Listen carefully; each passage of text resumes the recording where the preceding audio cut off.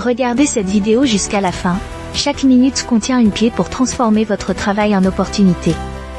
Chapitre 1. Je suis celle qui marche dans la poussière. Je prends la parole depuis une forteresse de pierre et de mémoire, portant le poids d'une armure faite de devoirs et d'expérience. Je suis une légionnaire de Rome, une femme au cœur forgé par les campagnes, qui a appris que le monde ne donne pas les cadeaux sur un plateau. Il les cache.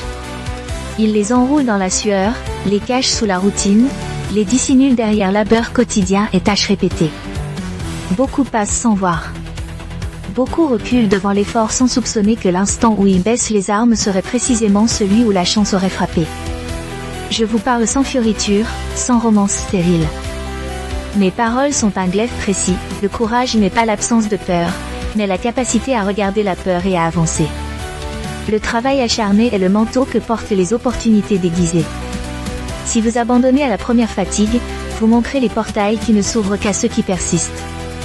Chapitre 2. Le déguisement de l'opportunité, le labeur quotidien. Sur le champ de bataille comme dans la vie civile, l'opportunité ne se livre pas en fanfare. Elle se cache dans l'entraînement, dans la répétition des gestes, dans le soin aux détails que personne ne remarque. L'armure polie, les sandales raccommodées, la discipline à l'aube, ce sont les gestes qui, accumulés, créent la supériorité. Le monde récompense la constance plus sûrement que le talent isolé. Celui ou celle qui vient chaque jour, qui affronte la monotonie, qui corrige une erreur après l'autre, trouve le terrain prêt lorsque l'occasion surgit. Apprenez à aimer les petites tâches, car elles sont les cellules d'un succès plus vaste. La plupart fuient la sueur, vous, apprenez à la reconnaître comme compagne de route. Chapitre 3. La discipline, arme et boussole. La discipline transforme le chaos en stratégie.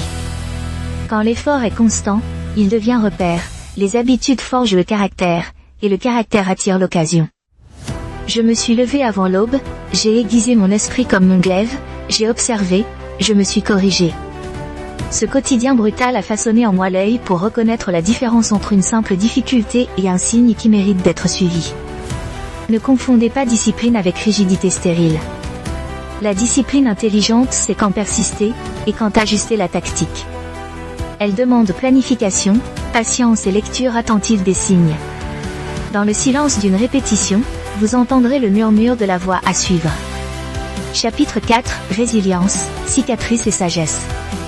Les batailles laissent des cicatrices, les échecs sculptent la colonne vertébrale du succès. On apprend davantage d'une défaite qui vous force à vous relever que d'une victoire facile. L'opportunité vous testera dans l'adversité pour voir si vous êtes prêt à la porter. Quand la fatigue mord, quand la récompense tarde, rappelez-vous, la plupart abandonnent là. Rester signifie que vous vous placez encore dans le cercle de ceux qui finiront par voir la récompense. Transformez vos blessures en manuscrits de savoir. Chaque erreur est une leçon que la plupart négligent, et dans ces leçons résident les stratégies que vous utiliserez pour convertir un travail apparemment ingrat en triomphe. Chapitre 5. Stratégie et vision, reconnaître le masque. Reconnaître une opportunité déguisée exige lucidité. Il faut observer les patterns, lire entre les actions, connecter les efforts dispersés en une stratégie cohérente. Comme en campagne, où chaque mouvement est préparé par la reconnaissance et l'analyse, dans la vie il faut cartographier ses tâches, prioriser, décider où investir son énergie.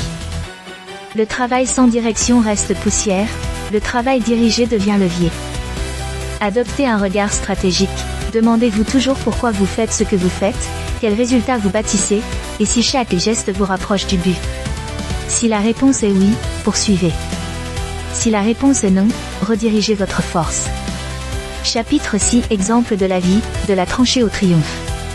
Je me souviens d'un soldat qui peinait à lever le pylône comme il fallait. Jour après jour il répétait, ignorait, oubliait.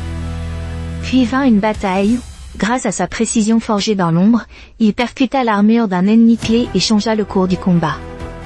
Son effort, longtemps méprisé, fut l'étincelle de la victoire. Autour de nous, des artisans, des intendants, des éclaireurs, US, tous ceux et celles qui enduraient et polissaient leur art ont vu leur rôle devenir essentiel. Vos tâches modestes peuvent devenir décisives. Un message bien rédigé, une démonstration répétée, une compétence affinée en silence, ces choses attirent des portes que l'on croyait fermées. Chapitre 7. Marche maintenant, transforme la sueur en opportunité. je vous rends maintenant aux actes. Commencez par 3 choses simples. Clarifiez votre objectif, prenez une habitude quotidienne liée à cet objectif, et notez les petites victoires. Cultivez la discipline, accueillez l'inconfort comme professeur, et faites de la résilience votre allié. Chaque matin, demandez, quel geste aujourd'hui me rapproche d'une possibilité que je veux saisir? Répétez l'acte, corrigez l'angle, persistez. Les opportunités ne se manifestent pas comme des miracles, elles se révèlent à ceux qui acceptent d'endosser le vêtement du travail acharné.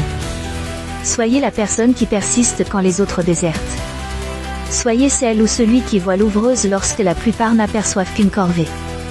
Si cette sagesse vous a touché, abonnez-vous à la chaîne pour recevoir d'autres discours et leçons de stratégie et résilience. Activez les notifications pour ne rien manquer, laissez un like si la vidéo vous a inspiré, commentez pour partager vos propres batailles et victoires, et partagez cette vidéo avec quelqu'un qui doute de la valeur de son travail. Ensemble, transformons la sueur en victoire.